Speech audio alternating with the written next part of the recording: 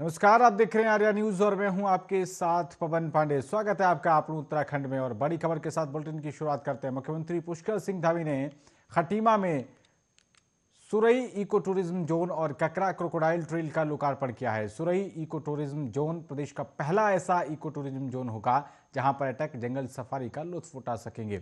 इसके अलावा ककरा क्रोकोडाइल ट्रेल देश का पहला क्रोकोडाइल ट्रेल है जहां पर्यटक बेहद नजदीक जाकर मगरमच्छ की खतरनाक प्रजाति मार्श का सुरक्षित तरीके से दीदार कर सकेंगे। ये दोनों ही योजनाएं मुख्यमंत्री पुष्कर सिंह धामी की पहले ही घोषित सीएम यंग इकोप्रेन्योर स्कीम से जुड़ी हैं। इसके तहत लोगों की आर्थिकी को वनों और वन्य जीवों से जोड़कर स्वरोजगार के अवसर पैदा किए जा रहे हैं। इस योजना के तहत 1 लाख युवाओं को इकोप्रेन्योर बनाने का लक्ष्य रखा गया है। तराई पूर्वी वन प्रभाग के डीएफओ संदीप कुमार ने बताया है कि चारों ओर वन क्षेत्र से घिरे खटीमा के लोगों को पर्यावरण संरक्षण के साथ कैसे स्वरोजगार से जोड़ा जाए, इसके लिए एक अभिनव योजना को धरातल पर उतारा जा रहा है।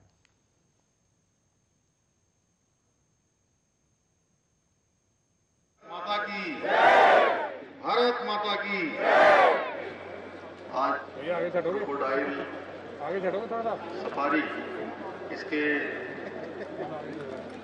उद्घाटन के अवसर पर सभी कर्मचारीगण जिन्होंने इस को बहुत प्रयास करके इस प्रकार की दिव्यता प्रदान की है, मैं सभी को बधाई देना चाहता हूं।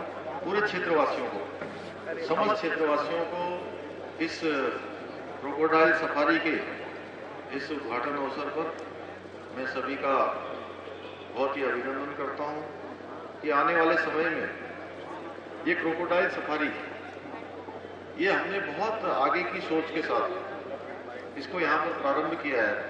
2016 से हम लगातार इसके लिए प्रयास कर रहे थे। हमारे यहाँ के डीएफओ साहब संदीप जी भी हैं, उनकी पूरी टीम, सारे लोगों ने, वन विभाग के लोगों ने बड़ा अच्छा काम किया है। इसके बन जाने से इस क्षेत्र को एक इकोलॉजी और इकोनॉमी दोनों में मदद मिलने वाली है। जैसे ये सफारी चालू होगी तो यहाँ पर सैकड़ों लोगों को सीधे सीधे रोजगार मिलेगा। हमारे होटल व्यवसायियों को मिलेगा, आसपास के क्षेत्र वालों को मिलेगा।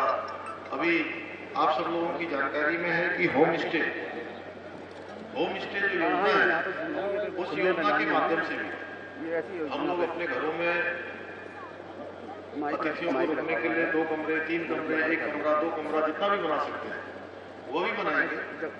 क्योंकि आज पूरे पर्वतीय क्षेत्रों में जहां इस प्रकार का जो वनों से आच्छादित क्षेत्र है, हमारा नदियों से आच्छादित क्षेत्र है, उन क्षेत्रों में और पर्वतीय क्षेत्रों में आज होम स्टे को लेकर लोगों में काफी रुझान बढ़ा है।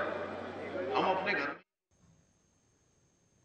वहीं उत्तराखंड हाईकोर्ट ने भारतीय चुनाव आयोग को नोटिस जारी करके जवाब मांगा है। कोर्ट में दायर याचिका में ओमिक्रॉन के खतरे को देखते हुए राज्य में आगामी विधानसभा चुनाव को स्थगित करने की मांग की गई है।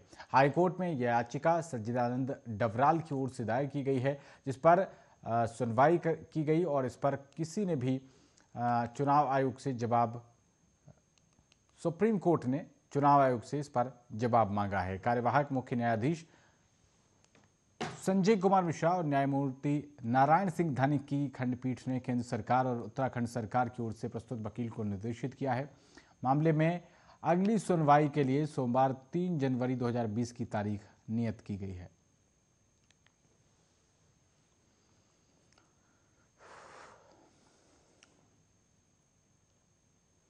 वहीं असम के मुख्यमंत्री डॉक्टर हेमंता बिस्वा शर्मा सपरिवार परमार्थ निकेतन पहुंचे और उन्होंने परमार्थ निकेतन के अध्यक्ष स्वामी चिदानंद सरस्वती से भेंट कर आशीर्वाद लिया। शाम को होने वाली गंगा आरती में शामिल हुए और मुख्यमंत्री डॉक्टर हेमंत बिस्वा शर्मा ने कहा कि गंगा हमारी राष्ट्रीय धरोहर है, सनातन और पूज्य है। उन्होंने कहा कि सनातन धर्म हमें मानव प्रेम सिखाता है और हमें सनातन धर्म और भारत को शिखर तक ले जाने का प्रयत्न करना होगा। डॉक्टर हेमंत बिस्वा शर्मा ने कहा कि सबसे महत्वपूर्ण यह है कि हम जो करें अपने राष्ट्र के लिए करें। उन्होंने कहा कि मैं मां गंगा के दर्शन के लिए ऋषिकेश आया था। जो सम्मान परमार्थ निकेतन के अध्यक्ष चिदानंद सरस्वती ने दिया उसके लिए सदैव आभारी रहूंगा। उत्तराखंड के ऊधम सिंह नगर जिले में एक ही परिवार के 4 लोगों की हत्या से हड़कंप मच गया है। जानकारी के मुताबिक नानक मत्ता में मां बेटी समेत परिवार के लोगों की धारदार हथियार से हत्या कर दी गई है। पुलिस मामले की जांच में जुट गई है। मृतकों में 2 महिलाएं और 2 युवक शामिल हैं। पुलिस को मृतक अंकित की मां और नानी का शव घर पर मिला है, जबकि अंकित और उसके ममेरे भाई उदित के शव नदी किनारे झाड़ियों में मिले हैं। एक ही परिवार के 4 सदस्यों की निर्मम हत्या से क्षेत्र में हड़कंप मचा हुआ है। दोनों महिला और दोनों युवक के शरीर पर धारदार हथियार के निशान हैं। पुलिस प्रथम दृष्टया में हत्या का मामला मानकर मामले की जांच कर रही है और मौके पर पुलिस प्रशासन की टीम मौजूद है। शवों को कब्जे में लेकर पंचनामा करके पोस्टमार्टम के लिए भेजा जा रहा है।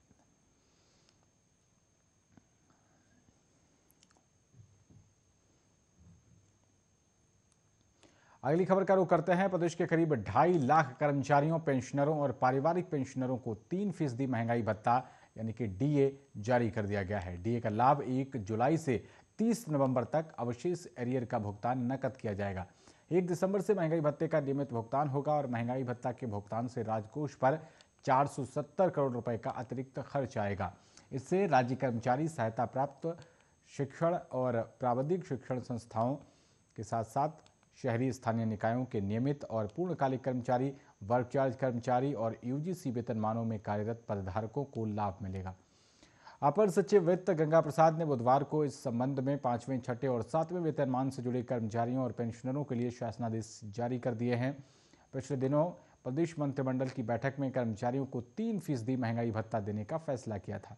अंशदायी पेंशन योजना से जुड़े कर्मचारियों के पेंशन अंशदान नियोक्ता के अंश के साथ नई पेंशन योजना के खाते में जमा की जाएगी। शेष धनराशि का भुगतान होगा।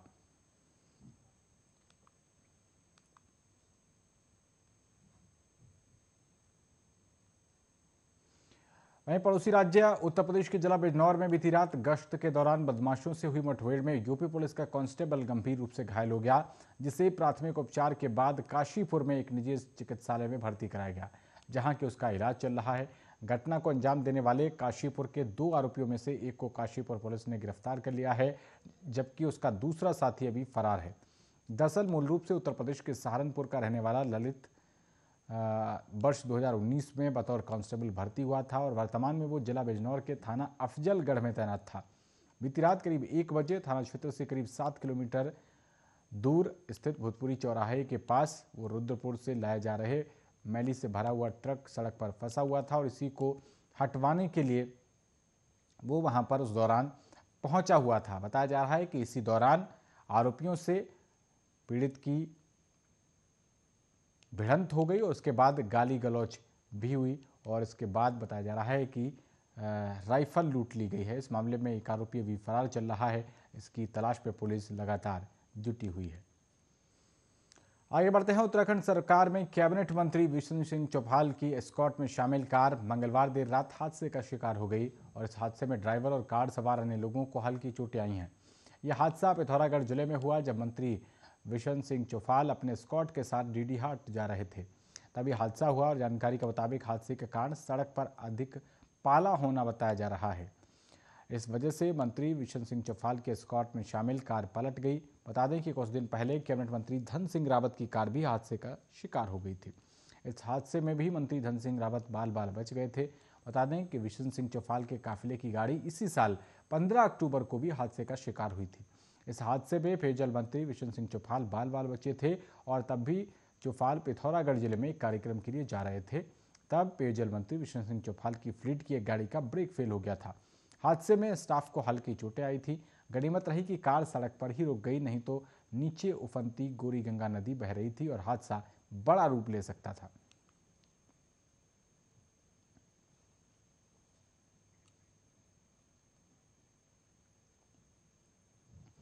वहीं हरियाणा के रोहतक में उत्तराखंड की नैनीताल पुलिस के साथ लूट का मामला सामने आया है। नैनीताल पुलिस हरियाणा में एक लड़की की तलाश में गई थी और लड़की और उसके प्रेमी को लाते समय ही प्रेमी के परिजनों से पुलिस की गाड़ी पर हमला कर दिया गया और लड़की और उसके प्रेमी को फिल्मी स्टाइल में छुड़ा लिया गया। नैनीताल पुलिस ने शिवाजी कॉलोनी पुलिस स्टेशन में आरोपियों के खिलाफ मामला भी दर्ज कराया है। आरोपी के 2 मोबाइल फोन मौके पर गिर गए थे जो पुलिस के पास हैं। जानकारी के मुताबिक नैनीताल जिले के मुखानी थाना क्षेत्र की रहने वाली 20 साल की एक लड़की कुछ दिनों पहले अचानक लापता हो गई थी। लड़की के परिजनों ने मुखानी थाना क्षेत्र की आम्रपाली पुलिस चौकी में बीते 14 दिसंबर को गुमशुदगी की रिपोर्ट दर्ज कराई थी, जिसके बाद आम्रपाली चौकी के प्रभारी सब इंस्पेक्टर नीरज चौहान खुद मामले की जांच कर रहे थे और जांच के दौरान पुलिस को लड़की के मोबाइल फोन की लोकेशन हरियाणा में भिवानी के नज़दीक गोपालवास गांव में मिली। इसके बाद नैनीताल पुलिस की एक टीम लड़की के परिजनों के साथ प्राइवेट गाड़ी से गोपालवास गांव पहुंची और बताया जा रहा है कि नैनीताल पुलिस ने बहल पुलिस की मदद से गोपालवास के घर से युवती को ढूंढ लिया। लड़की यहां पर अपने प्रेमी अमित चौधरी नाम के युवक के साथ रह रही थी। नैनीताल पुलिस ने लड़की और उसके प्रेमी को हिरासत में लिया और उन्हें गाड़ी से नैनीताल ले जाने लगी। उसी वक्त ये पूरा मामला उनके साथ घटित हुआ।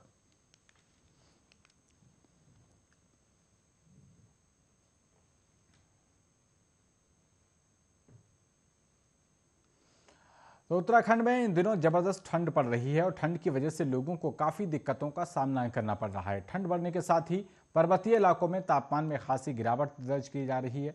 मौसम विज्ञान केंद्र देहरादून के पूर्वानुमान के मुताबिक राज्य के ऊधम सिंह नगर और हरिद्वार जनपद के कुछ भागों में कोहरा छाए रहने की संभावना है, जिसको देखते हुए मौसम विभाग ने येलो अलर्ट जारी किया है।